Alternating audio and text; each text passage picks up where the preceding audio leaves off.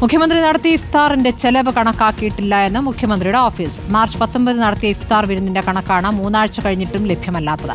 വിവരാവകാശ നിയമപ്രകാരമുള്ള ചോദ്യത്തിനാണ് മറുപടി. അതിഥികളെ കണ്ടെത്തിയതിന് മാനദണ്ഡം എന്താണെന്ന ചോദ്യത്തിന് സമൂഹത്തിലെ പ്രമുഖരെയാണ് വിളിച്ചതെന്നാണ് മറുപടി. പ്രമുഖരെ എങ്ങനെ മനസ്സിലാക്കുമെന്ന ചോദ്യത്തിന് ഉത്തരമില്ല. റഹീസ് റഷീദ് വിവരങ്ങളുമായി. റഹീസ്, മുഖ്യമന്ത്രിയുടെ ഇഫ്താർ വിരുന്നിൽ പ്രമുഖർ പങ്കെടുത്ത ഇഫ്താർ വിരുന്ന്, അതിന്റെ കണക്കുകൾ വ്യക്തമല്ല.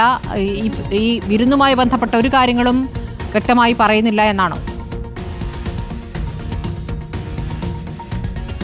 സ്മൃതി, വിവരാവകാശ നിയമപ്രകാരം കോഴിക്കോടുള്ള ഒരാളാണ് ഇഫ്താറുമായി ബന്ധപ്പെട്ട ചോദ്യങ്ങൾ മുഖ്യമന്ത്രിയുടെ ഓഫീസിൽ ചോദിച്ചത്. അത് കൗതുകമുള്ള ഒരു ചോദ്യവും ഒപ്പം ചില വിവരങ്ങൾ കിട്ടാനുള്ള ചോദ്യവും ഉണ്ടായിരുന്നു. വിവരങ്ങൾ എന്ന് പറയുമ്പോൾ എത്ര രൂപയാണ് ഇഫ്താറിന് ചിലവായത്, അത് ഏതെങ്കിലും സ്വകാര്യ വ്യക്തിയോ അല്ലെങ്കിൽ മുഖ്യമന്ത്രി തന്നെയോ വഹിച്ചതാണോ, സർക്കാർ വഹിച്ചതാണോ എന്നതായിരുന്നു ചോദ്യം.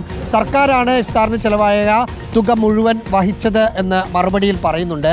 പക്ഷേ എത്ര രൂപ ചിലവായി എന്നതിൻ്റെ കണക്ക് ഇതുവരെ എടുത്തിട്ടില്ല എന്ന് പറയുന്നു. മാർച്ച് മാസം 19-ാം തീയതി, ഏതാണ്ട് 3 ആഴ്ച കഴിഞ്ഞു ഇഫ്താർ കഴിഞ്ഞിട്ട്.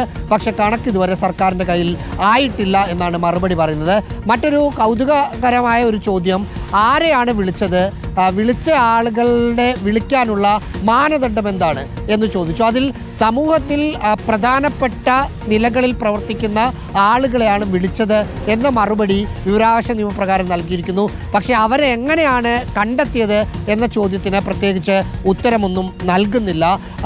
ഇതിൽ സർക്കാരിൻ്റെ ഏതെങ്കിലും സംവിധാനങ്ങൾ ഈ ഇഫ്താർ നടത്താൻ വേണ്ടി ഉപയോഗിച്ചിരുന്നോ എന്നൊരു ചോദ്യമുണ്ട്. അതിന് നിയമസഭയിലെ ശങ്കരനാരായണൻ തമ്പി ലോഞ്ചിൽ വെച്ചാണ് നടത്തിയത്. അത് നിയമസഭയുടെ അല്ലെങ്കിൽ സർക്കാരിൻ്റെ സൗകര്യം ഉപയോഗിച്ചാണ് നടത്തിയത്. മറ്റ് സർക്കാരുമായി ബന്ധപ്പെട്ട ആളുകളുടെയോ മറ്റേതെങ്കിലും തരത്തിലുള്ള സൗകര്യങ്ങളോ ഉപയോഗിച്ചിട്ടില്ല എന്നാണ് വിവരാവകാശ നിയമപ്രകാരം നൽകിയ മറുപടിയിൽ പറയുന്നത്. ശരി, റഹീസ് റഷീദാണ് വിവരങ്ങൾ നൽകിയത്.